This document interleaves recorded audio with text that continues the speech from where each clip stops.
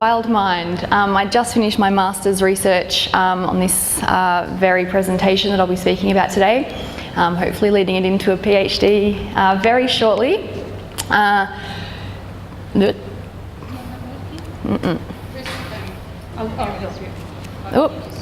it's... It just might take a little while. Okay, fantastic. So I just want to identify and let you know my research question is basically looking at how secondary school outdoor education students experience meditation while out in the field in the experiential component of outdoor and environmental studies. It's first important for me to identify the tensions within OES, and I'm significantly saying that it's because it's housed or located within the health and physical education discipline or domain. There is a huge emphasis on movement and physical fitness, and I'm arguing that because the learning objectives within the HPE domain are about movement, and that is the focus, that any sense of emotional, psychological or spiritual evolution doesn't have a chance to be fostered, because it is all about the Australian Curriculum and Assessment Reporting Authority. The classic definition, or the definition of objectives within HPE is in, about and through movement. The classic definition of outdoor education is education in and about for the outdoors. So I'm seeing a little bit of a disparity there. I've devised a little bit of an ecofeminist journey towards deep ecology, and when I talk about ecofeminism, I'm not necessarily using the male-female binary, but I'm using the masculine and the feminine, which belongs to all males and all females. So it's certainly not an attack on men or males, it's an attack on the masculine that all of us have. So we're starting down the bottom left-hand corner. We've got the macrocosm, so we've got assumptions of patriarchal discourses within OES, adventure and masculine hegemonies, power relations, it's consumer-orientated and it's physically focused. Some pedagogical approaches that I'm wanting or hoping to implement formally within outdoor education is a meditation practice, a formal meditation practice that is done on a daily basis while out in the field. Using a feminist epistemologies, it's an expansion of the feminine power within and not over. So this is for males and females. Again, it's very important that I state that. It's looking at shadow work, so Jung's psychological theories around shadow work and owning the darkness of our psyches within an earth-based spiritual approach. I've got a post-structural emphasis in there, and just moving up through to deep ecology on the top right-hand corner there. In a moment, some issues that I have with deep ecology, which I find a little bit controversial, but it's important that I highlight that. So what I'm going to do as an experiential educator, I want to invite you to do a little meditation exercise now. So if you could please, thanks Tonya, get yourself comfortable in your chair. I'll put my meditation voice on. I'll invite you to put both feet on the earth, on the ground, sitting up nice and tall, nice erect tall spines, and just gently closing your eyes, relaxing into the chair. I invite you to take one. So imagining the air coming from 2 points and creating a triangle at the top of your nose as you breathe in that fresh oxygen. Take it all the way down to your abdomen as you feel the tummy rise and the tummy fall, letting that natural inhalation and exhalation calm and soothe. Using that breath as an anchor. If your mind or your thoughts start trailing, just bring it back to the breath. Witnessing it through the nostrils, down past the trachea, past the lungs, into the deep abdomen. You're feeling supported by the chair, and yet also melting into it, almost like a oneness.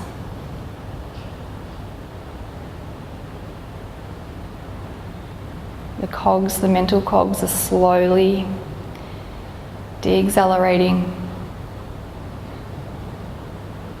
We're feeling our body. We're feeling each toe on our left foot. We're feeling our left ankle, our left calf, and our left knee. How does that feel? How does our left thigh feel? Washing down to the right toes.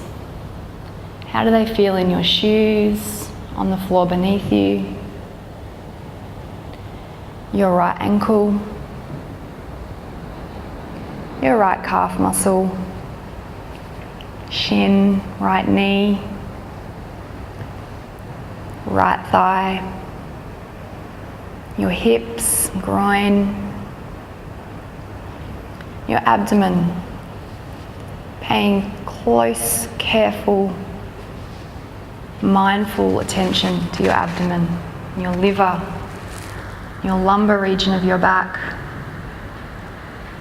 Washing it, paying it deep respect.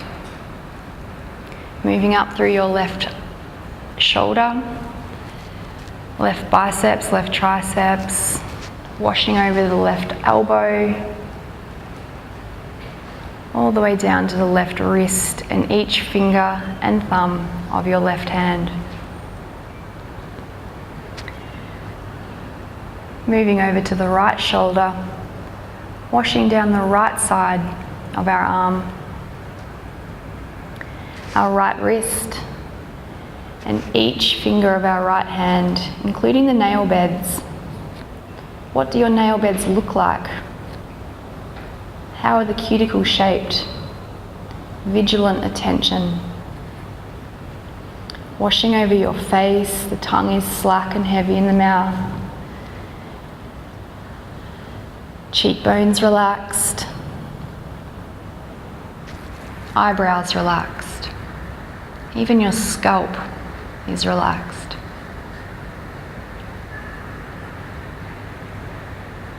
Gently bringing yourself back to your body, washing over the entire body. As you start to feel a lift from your physical body sitting on the chair, I want you to witness yourself leaving your physical body and going on a little bit of a journey.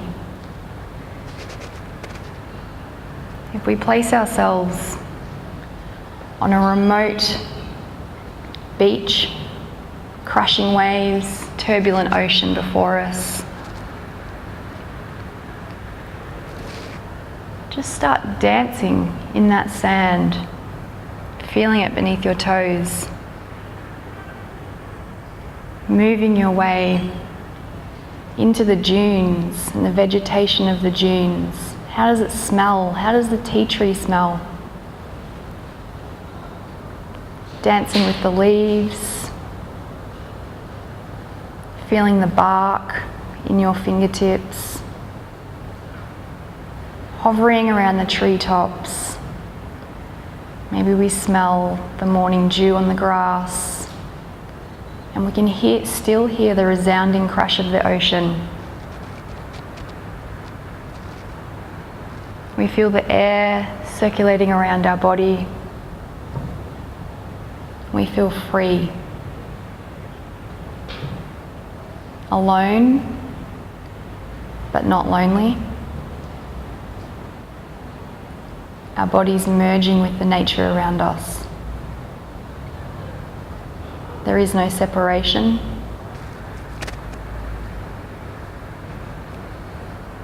And we stay with this for a little while.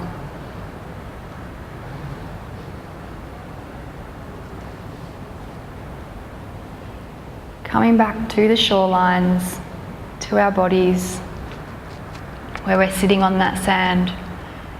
Coming back into our physical body and feeling yourself sitting on the chair. Taking a deep breath in, filling up that abdomen, and letting go.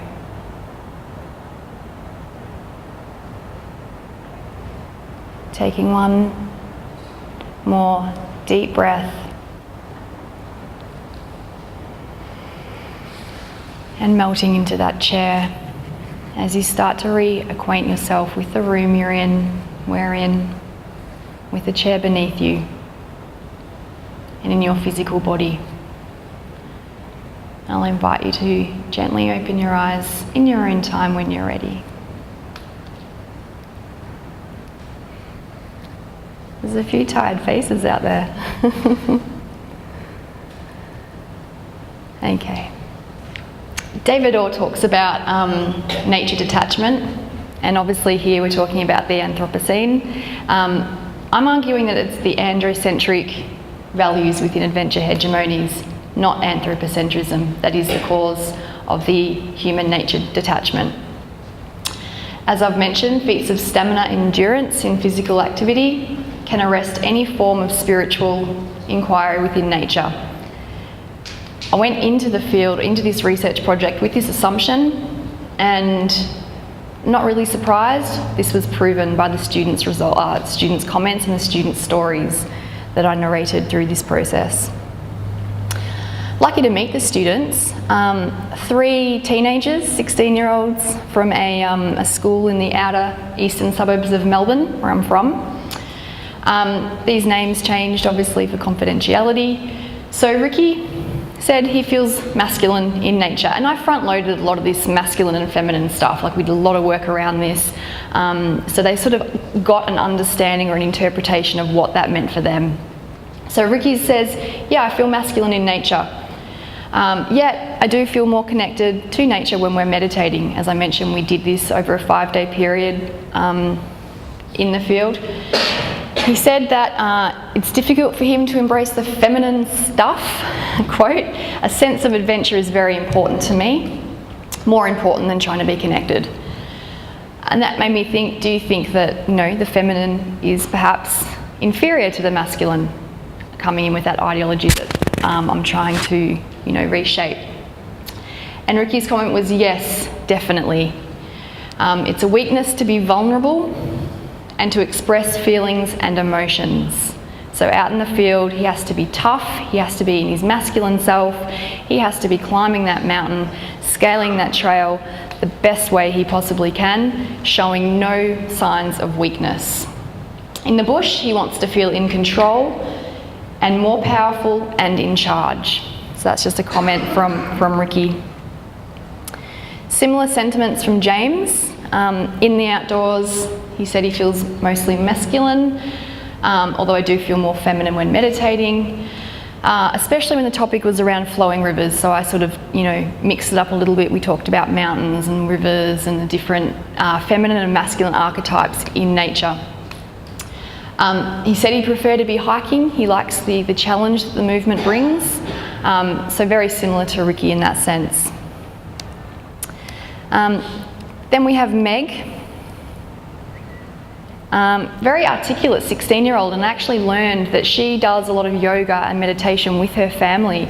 So if we think about sort of socio-cultural theories that would indicate that the family and the culture of the family around us is really going to influence our own individual meaning making, well then, this is a prime example of how Meg already has a foothold with meditation and that sense of emotional and spiritual inquiry. She said that physical fitness is important. She feels more masculine in the outdoors, but she doesn't think this could link with environmental conservation, basically because she's too huffy and remorseful when hiking and feeling the pain of carrying a heavy pack, and she needs to feel psyched up and stay in that masculine, that she can't create any sense of empathy or connection with the natural world or with others around her either. She said she's just looking out for herself when she's in that masculine archetype. So these led me to, as narrative does, led me to think about some theory that I can locate this in. So Jung talks about retreating into a dark, introspective solitude, isolating oneself from the crowd's collective values to get in touch with our true self. Who is Kathryn? Who are you? What is our authentic, genuine nature that is not influenced by the macrocosm? Very, very difficult to tap into, but Jung and other theorists would suggest that this can be done through meditation. and owning the dark sides of our psyches and being whole in our human self. So that's about shadow work. It's owning our darkness. It's stepping out from denial.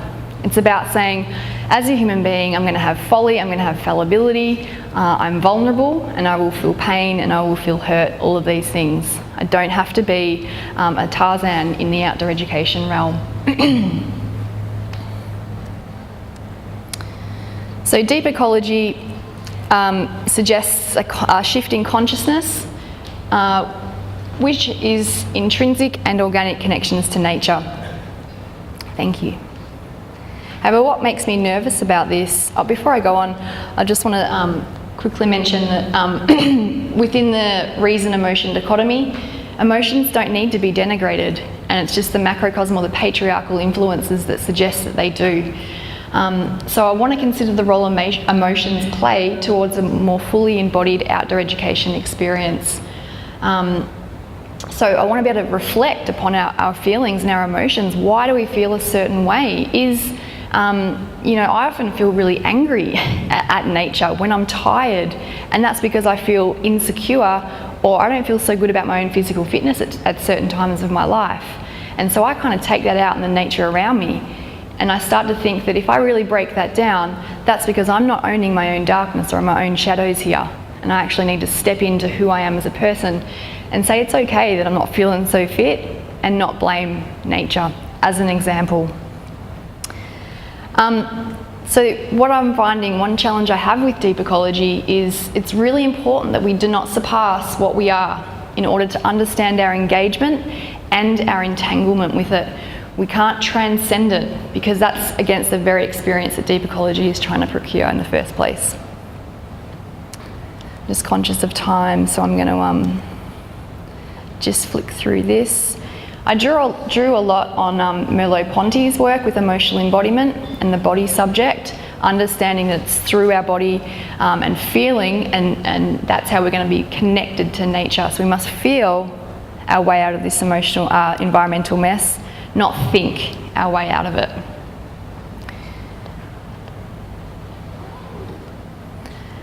And I'll just finish on this slide, which is basically a model I've designed, which is uniting the masculine and the feminine.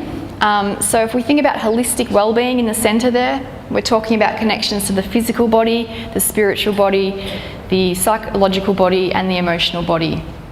The right-hand side there, rich outdoor education experience, is going to be developed through concern for physical fitness and concern for self, others, and the natural environment. Okay, so they need to be joined together. It's about embracing feminine and masculine qualities in equal measure.